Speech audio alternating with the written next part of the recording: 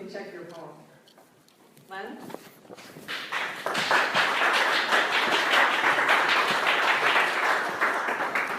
I always figure the places I've published don't mean much to readers because it's the work at hand that's going to either drive them away or make them love me, one or the other. The questionnaire that I did for the website asked the question, what inspires you? Which is probably the nicest wording I've ever run into for the question that all of us hate as writers. Where do you get your ideas? Okay. What inspires me? Well, we'll talk about that as we go on. One thing is the visual arts. It's nice to be surrounded by things that make the mind work. Hand in hand with that, the writing community lost Vince Coates last week. He was not a household name, but an awful lot of us knew him and loved the things he did, including a series of photographs, all of them containing an umbrella somewhere, which is part of the ekphrastic prompt for this poem. As you need. I will give you umbrellas to dance beneath in rain, to use as stepping stones above the waiting clouds. And I will give you rainbow ranks of parasols to keep you, on good days, from blinding the sun itself. Death is an influence. I write a lot of love poems, a lot of war songs, and you can't do those without eventually having to talk about death. A friend of mine said, I think you're my favorite poet.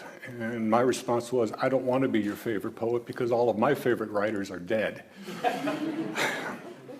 This is called Your Blue-Eyed Boy. It's not the midnight pains that make me stare into the dark.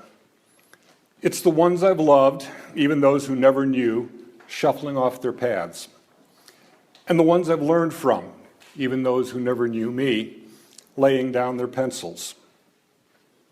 And it's not my fault for growing older every day. Ah, death, death, death. You're really beginning to piss me off.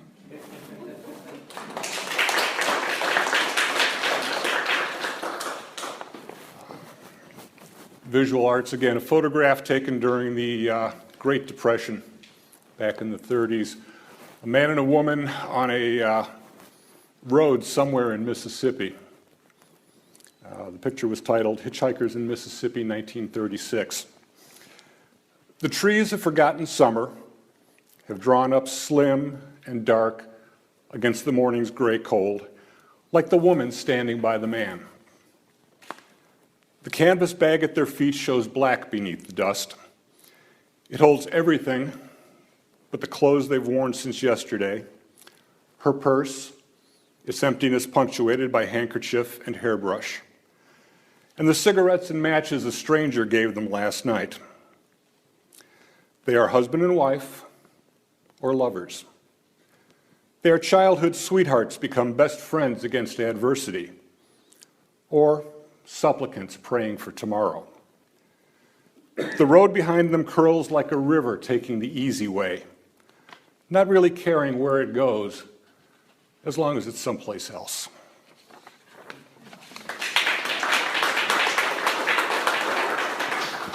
I do a couple of poetry months during the year. National Poetry Month, of course, is April. And the folks down in Lexington do a poetry month, the month of June. And the nice thing about doing a 30-30, where you write a poem every day, is that almost nobody's going to see this stuff. So you can play with things, you can play with forms.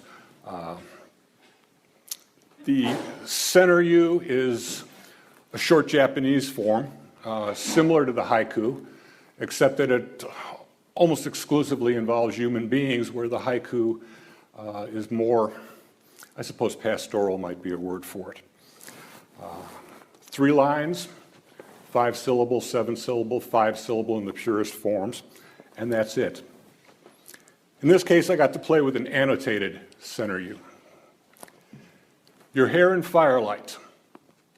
He feels her heart beating, The pulse of her breathing flows across his chest. Seizes at my wanting heart. Her body settles into sleep like a child into dreams as he holds her in his arms. As if eyes and throat. He loves to look at her, love her. Midnight thunder grumbles as it stalks away unwanted.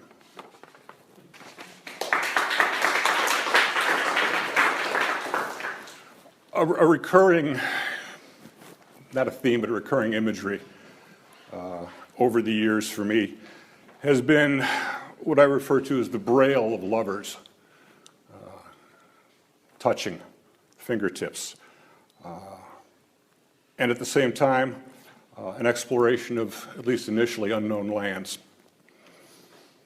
Mystery, something new and not yet deciphered. Gaining entrance to the past. I read your scars in the darkness left when you closed the curtains. They present themselves as glyphs beneath the fingers of a seeker after hidden truth and treasure. Teach me the things they speak of. Make me privy to your singular society. There is no special stone to aid me, and my own marked skin provides only the scantest reference.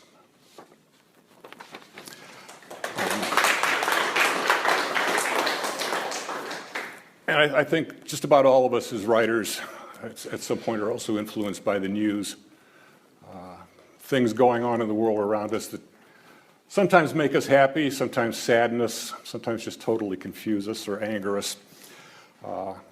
Charleston, 17 June 2015, and way too many other places. Gunshots don't ring out. Freedom rings. Coronets. The voices of Sabbath choirs, table graces, children at play. These, I will agree, ring out.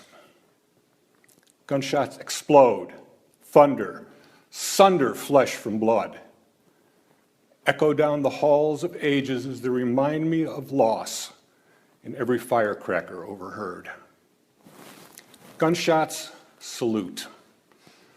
They pay semi-holy tribute to our victory over them, to more of them dying than us, whether the war is institutional or against our personal targets.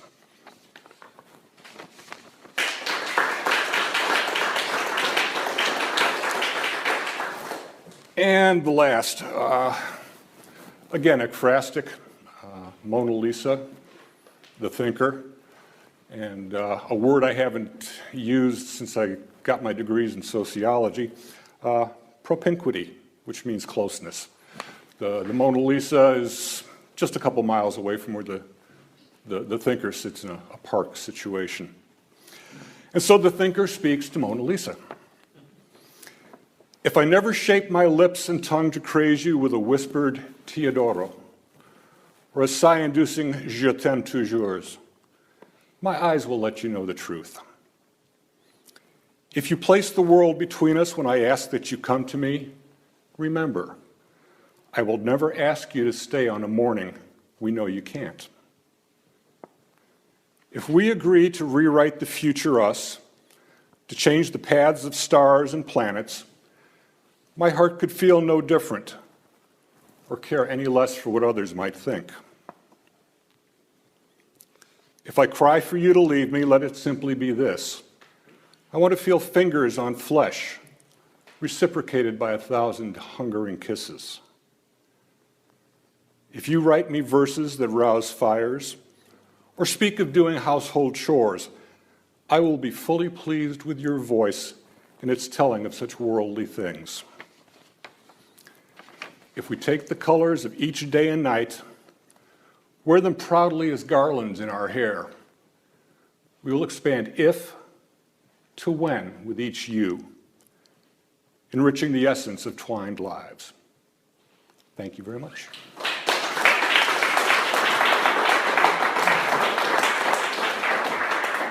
Any questions to Lennart? No? I have one, actually. I figured you would. You had in your bio that you wrote stuff about military aviation. I did for about 20 years, yeah. And were you a flyer? No, No, you were not. no, I grew up around aviation. Were you in the military? I was in the military. I served aboard a helicopter carrier off of Vietnam. Okay. Now here's my question. Yeah. Did you write poetry back in those days?